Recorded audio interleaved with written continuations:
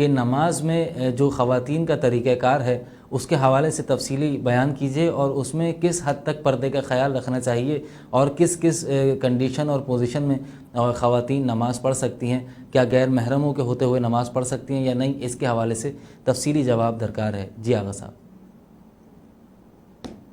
دیکھیں جی، نماز کے جو واجبات ہیں وہ مرد کے ذمہ واجبات اور خواتین کے ذمہ واجبات میں کوئی فرق نہیں ہے۔ جو نماز کے واجبات رکن ہیں وہ مرد حضرات کے لیے بھی رکن ہیں، خواتین کے لیے بھی وہ رکن ہے۔ اسی طرح مستحبات، قنوت مستحب ہے، اسی طرح تشہد میں جو صلوات واجب ہے، اس کے علاوہ باقی دعائے قنوت سے پہلے، بعد میں ذکر رکوع کے بعد، ذکر سجدہ کے بعد یہ محمد اور آل محمد پر صلوات بھیجنا مستحب ہے۔ ان میں مشترک ہے، معمولی فرق ہے آداب میں اور مستحبات میں کہ مرد جب کھڑا ہو حمد و سورہ کے لیے تو اس کے دونوں پاؤں کے درمیان میں زیادہ سے زیادہ ایک بالشت کا فاصلہ ہونا چاہیے، اور خواتین کے جو پاؤں ہیں اس کو بالکل وہ ملا ہوا ہونا چاہیے۔ یہ اس کے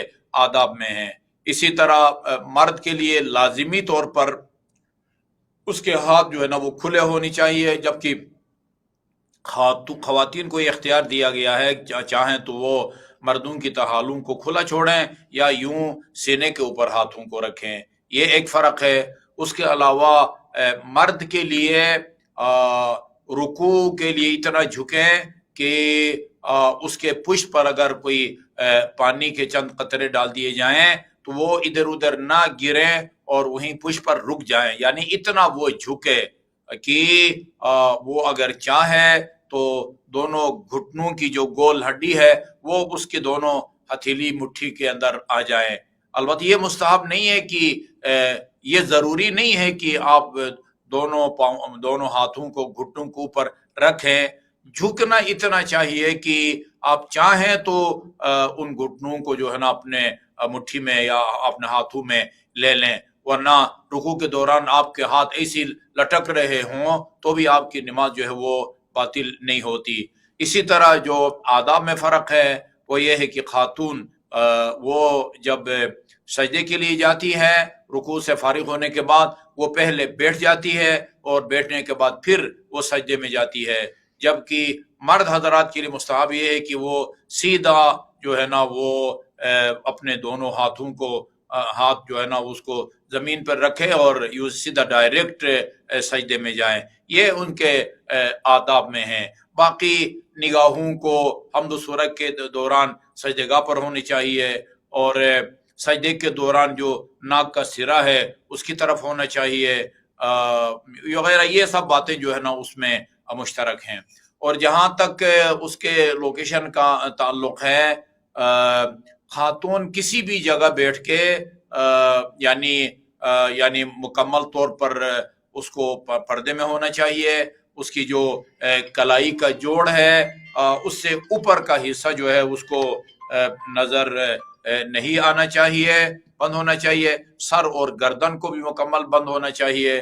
جی ہاں، تو یہ چاہے وہ کمرے میں اکیلی پڑھ رہے ہو، تاریکی میں پڑھ رہی ہو یا روشنی میں پڑھ رہی ہو، آس پاس مرد ہوں یا نہ ہوں، اس کو اس حالت میں ہونا چاہیے۔ یعنی اجنبیوں کی موجودگی میں وہ نماز پڑھ سکتی ہے، چنانچہ مسجد الحرام میں ہر طرف اجنبی ہوتے ہیں، مسجد النبی میں ہر طرف، البتہ مسجد النبی میں ایسا نہیں ہے۔ مسجد النبی میں خواتین کا جو ہے نا وہ حصہ بالکل صحن الگ تھلگ ہے، وہاں مرد جو ہے نا عورتیں ساتھ نہیں بیٹھ سکتی۔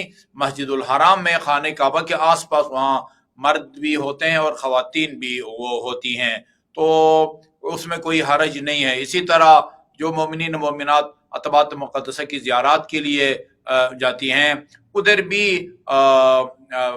یعنی کہیں کہیں جو ہے نا وہ یعنی قریب قریب ہوتے ہیں، ورنہ وہاں بھی مرد کی نماز پڑھنے کی جگہ الگ ہے، خواتین کی الگ ہے۔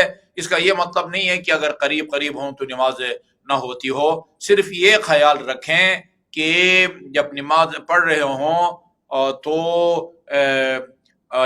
اگر تو یا تو خاتون پیچھے ہو مرد آگے ہو، اور اگر وہ برابر میں ہیں، ایک جو ہے نا وہ ایک لائن میں ہیں، تو ان میں فاصلہ ہونا چاہیے، 10 قدم کا ظاہراً ان کا فاصلہ ہونا چاہیے.